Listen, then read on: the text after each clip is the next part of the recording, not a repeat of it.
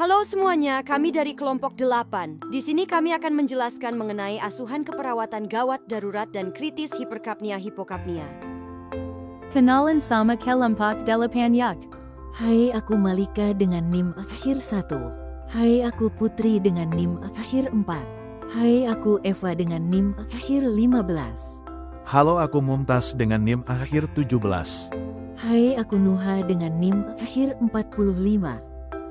Halo, aku Yeheskil dengan NIM akhir 55. Apa itu hiperkapnia dan hipokapnia? Hiperkapnia merupakan keadaan karbon dioksida PaCO2 yang tidak normal dalam darah. Kadar yang tidak normal berada di atas 45 mmHg. Hipokapnia apa sih? Hipokapnia merupakan kondisi di mana kadar karbon dioksida PaCO2 dalam darah berada di bawah normal, yaitu kurang dari 35 mmHg. Penyebab utama hiperkapnia adalah hipoventilasi alveolar, di mana ventilasi tidak cukup membuang CO2 yang berlebihan. Lalu ada karena depresi pusat nafas berupa penggunaan opioid, sedatif, dan anestesi. Lalu yang ketiga karena kelainan neuromuskular, misal karena Guillain-Barré dan myasthenia gravis. Lalu ada obstruksi jalan nafas karena penyakit seperti asma berat, COPD eksaserbasi, dan edema laring. Lalu ada gangguan mekanik dada berupa trauma dada, obesitas ekstrim, dan kifoskoliosis. Dan yang terakhir adalah karena setik ventilator yang kurang atau underventilation. Penyebab hipokapnia yang utama adalah karena hiperventilasi alveolar ketika seseorang bernafas terlalu cepat atau terlalu dalam sehingga CO2 banyak yang terbuang. Lalu yang lain adalah kecemasan atau serangan panik yang membuat nafas cepat dangkal. Lalu ketika nyeri akut yang membuat pernafasan lebih cepat. Lalu ada hipoksia ketika seseorang berada di dataran tinggi, ketika seseorang menderita penyakit paru dan terjadi shock. Lalu ada ketika demam atau sepsis yang membuat peningkatan laju metabolisme sehingga terjadi hiperventilasi kompensasi. Lalu yang terakhir ada penggunaan ventilator dengan setting berlebihan atau biasa disebut overventilation. Klasifikasi hipokapnia yang pertama ringan, di mana tekanan parsial karbon dioksida arterial berada pada 30 sampai 35 mm merkuri. Lalu yang kedua sedang, di mana tekanan parsial karbon dioksida arterial berada 25 sampai 29 mm merkuri. Lalu yang ketiga adalah berat, di mana tekanan parsial karbon dioksida arterial pada kurang dari 25 mm merkuri yang biasanya menimbulkan alkalosis respiratorik berat, vasokonstriksi serebral, pusing, sinkop, dan kejang-kejang. Klasifikasi hiperkapnia yang pertama ada ringan, di mana tekanan parsial karbon dioksida arterial pada 46 sampai 60 mm merkuri.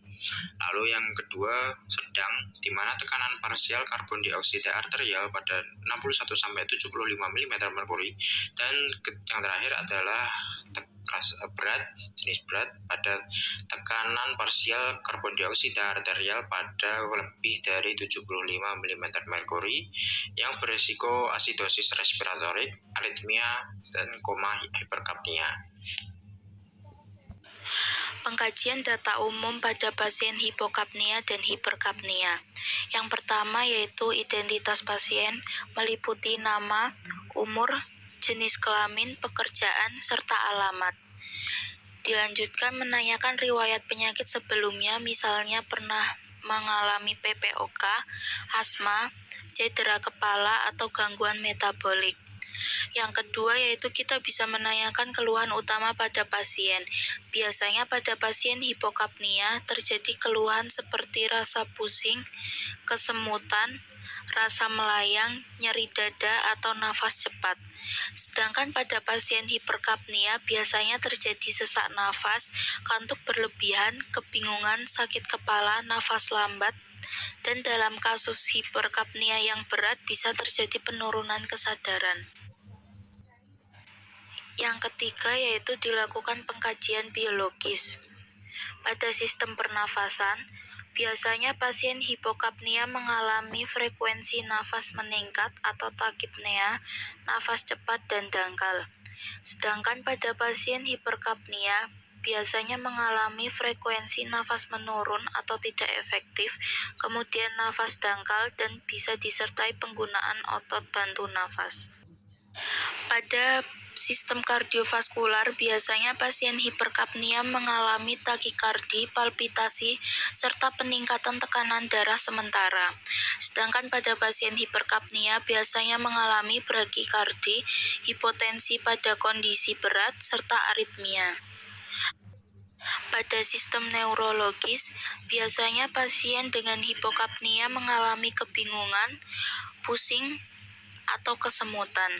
Sedangkan pada pasien yang mengalami hiperkapnia, biasanya mengalami sakit kepala, mengantuk, lesu, serta kesulitan fokus.